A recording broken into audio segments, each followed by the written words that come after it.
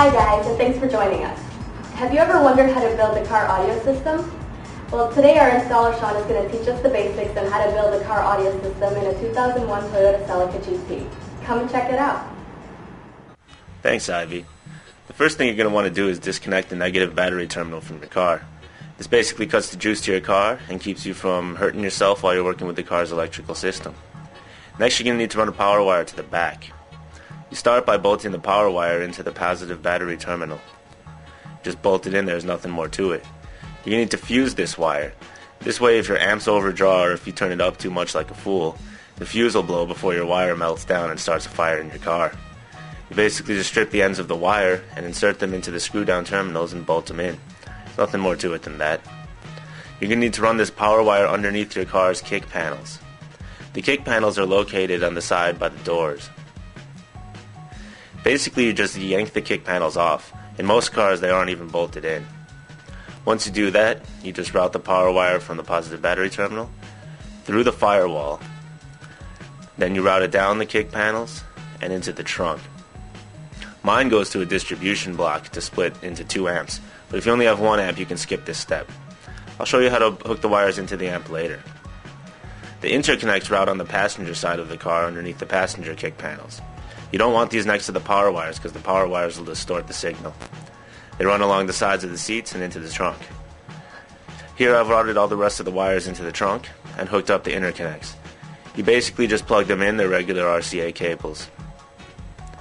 Here you see the ground wire, and incidentally this is how you would hook up any of the high gauge wires into your car. You basically spread the wire open and wrap it around the screw down lugs. Now the ground wire is basically the negative coming off the amp, whereas the red is the positive. You just bolt it in, and then you need to hook it to your chassis to ground it. The chassis is grounded to the negative battery terminal of your battery, so you just hook it in here and you're all set. Next wire you want to worry about is the remote. It just is a small gauge wire. It goes in between the 2 power wires. This is going to be hooked up to your head unit, and we'll talk more about that later on. The speaker wires are a smaller gauge wire. You can simply wrap those around the screw down terminals as opposed to spreading them out like the bigger power wires. Just screw those in and you're all set. These are the speaker wires for the front components. These are unique because they have to be routed to crossovers. What the crossovers do is they split the full range signal from the amp into a mid-range and a tweeter signal. This keeps bass away from the tweets, which will blow them, and it keeps highs away from the mids, which will blow those. You just hook this main line into it, and it splits it into the 2 separate speaker wires. I mounted mine in the kick panels on the floor. The speaker wires are routed into the door through the factory door grommet that you see here.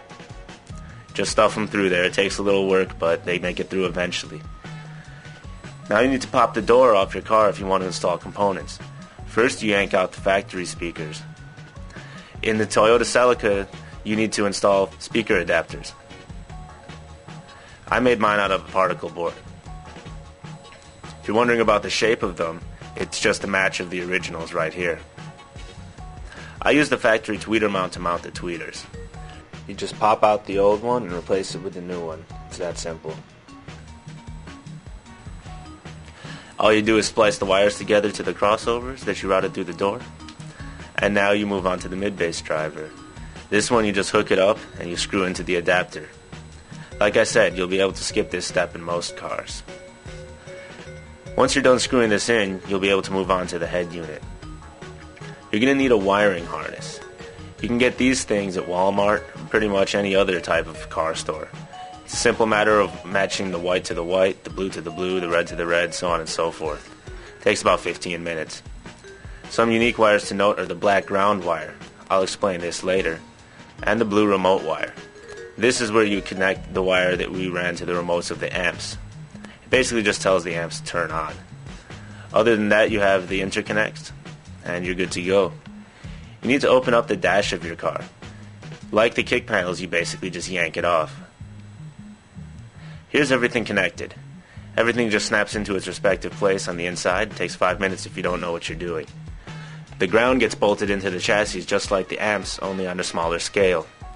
Other than that, you're all set. Just replace the dash, put the kick panels back on, and turn your stereo on. Now you got yourself a car stereo system. You can set off car alarms if that's your thing, but for me, it's all about the music. Thanks for joining us, guys.